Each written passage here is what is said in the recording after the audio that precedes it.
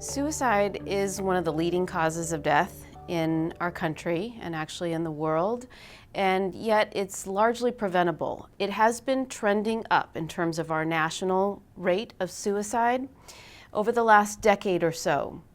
It had trended down prior to that. So we're at a place now where we really want to make a difference. We want to use the methods that we know can work to lower the suicide rate and allow those who are struggling to get the help that they need. Mental health problems play a significant role for suicide risk. In fact, if you had to pick out one of the many risk factors that tend to come together to create suicide, mental health problems could be called actually a necessary but not sufficient factor in place. In greater than 90% of cases of suicide, as shown in the research, there is a diagnosable mental health condition at play, whether or not it was diagnosed or treated. Now, many other factors then lay on top of that to rise up to create an imminent risk for that sense of desperation, hopelessness, but then also the thought, the planning, and the ability to act on those suicidal impulses.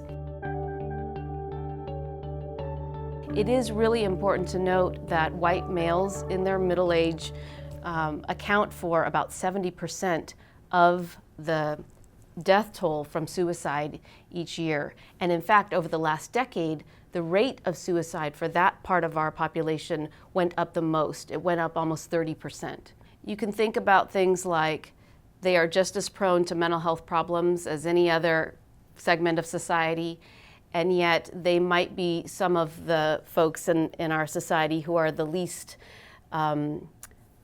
willing or able to seek help because of social norms, and frankly because men don't seek medical care as much as frequently as women do in general, let alone when it comes to mental health. One other factor that's really important to understand is that for the baby boomer generation, that group as a cohort starting many decades ago actually had already shown an increased risk for mental health problems and suicide, addictions, and other psychosocial problems.